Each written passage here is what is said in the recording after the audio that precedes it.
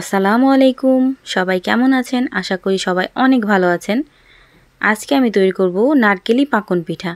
কিভাবে খুব সহজে এই নারকেলি পাকন পিঠাগুলো তৈরি করা যায় আর কিভাবে তৈরি করলে একদম পারফেক্ট হবে আর ভিতর পর্যন্ত রসালো।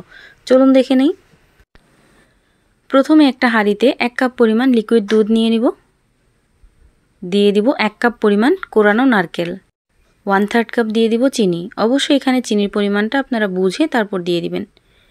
সব কিছু যখন খুব ভালো করে বলক চলে আসবে ওই পর্যায়ে আমি 1/3 কাপ দিয়ে দিব শুকনো চালের গুঁড়া, 1/3 কাপ দিয়ে দিব ময়দা বা আটা।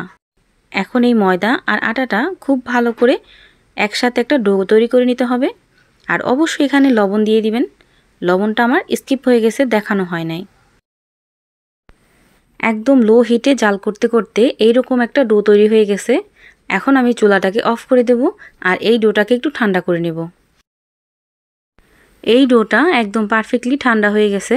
একটা ডো দিয়ে আমি গোল একটা রুটি করে নেব। রুটি বানানোর আগে অবশ্যই একটু তেল মেখে নেবেন, তাহলে কিন্তু বেলন ফেরিতে লেগে যাবে না।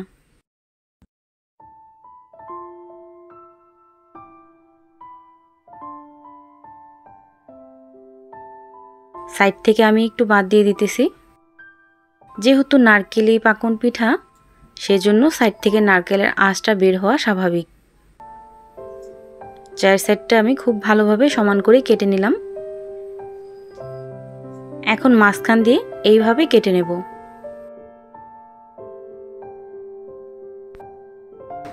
আপনারা দেখেই নিশ্চয়ই বুঝতে পারতেছেন আমি কিভাবে কাটলাম।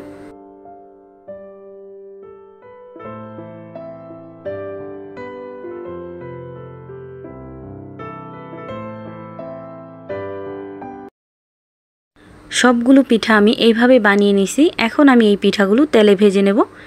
এজন্য একটা ফ্রাই প্যানে পর্যাপ্ত পরিমাণ তেল দিয়ে দিছি। তেলটা যখন একটুখানি গরম হয়েছে ওই পর্যায়ে সবগুলো পাকন পিঠা দিয়ে দিব। আর চুলার হিটটা মিডিয়াম টু লো হিটে রেখে এই পাকন পিঠাগুলো ভেজে নিতে হবে।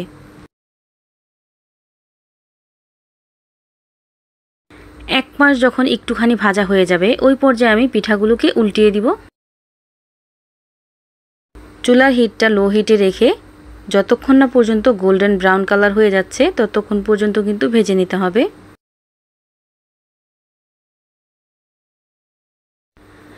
এই তো ভাজা হয়ে গেছে। এখন আমি সবগুলোই উঠিয়ে নিব। এখন এই পাকন পিঠার জন্য আমি শিরা তৈরি করব। গুড়ের শিরা তৈরি করার জন্য প্রথমে 1 কাপ পরিমাণ পানি দিয়ে দিলাম। দিয়ে দিলাম 1/2 কেজি পরিমাণ গুড়। এখানে আমি গুড় বেশি করে নিছি, কারণ আমি এই গুড়টা রেডি করে রেখে বক্সে রেখে দেব ফ্রিজে। আপনারা কম করে তৈরি করবেন। 1/2 কাপ পানির সাথে 1/2 কাপ পরিমাণ গুড় দিয়ে জ্বালিয়ে নেবেন। আর এই তো দেখতেই পাচ্ছেন যখনই একটা তার চলে আসবে তখন চুলাটাকে অফ করে দিতে হবে। দেখতেই পাচ্ছেন একটা তার কিন্তু চলে আসছে। এখন এই গুড়ের শিরাটাকে একটা ছাঁকনির সাহায্যে ছেঁকে নিতে হবে। অবশ্যই যে কোনো গুড়ের শিরা ব্যবহারের আগে একটু ছেঁকে নেবেন। এখন আমি আগে থেকে ভেজে রাখা নারকেলি পাকন পিঠাগুলো দিয়ে দিব। এই পিঠাগুলো সবগুলো দেওয়ার পর উল্টে পাল্টে প্রায় 1 থেকে 1.5 মিনিট পর্যন্ত চিনি শিরা ভিজিয়ে উঠিয়ে নিব। বেশি সময় রাখার কোনো প্রয়োজন নেই।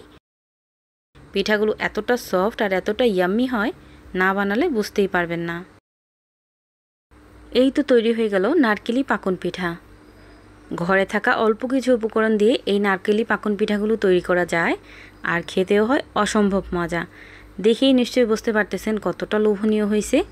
বাসায় অবশ্যই একদিন ট্রাই করে দেখবেন। ইনশাল্লাহ আপনাদের কাছেও খুবই ভালো লাগবে। সবাই ভালো থাকবেন, সুস্থ থাকবেন। আল্লাহ হাফেজ।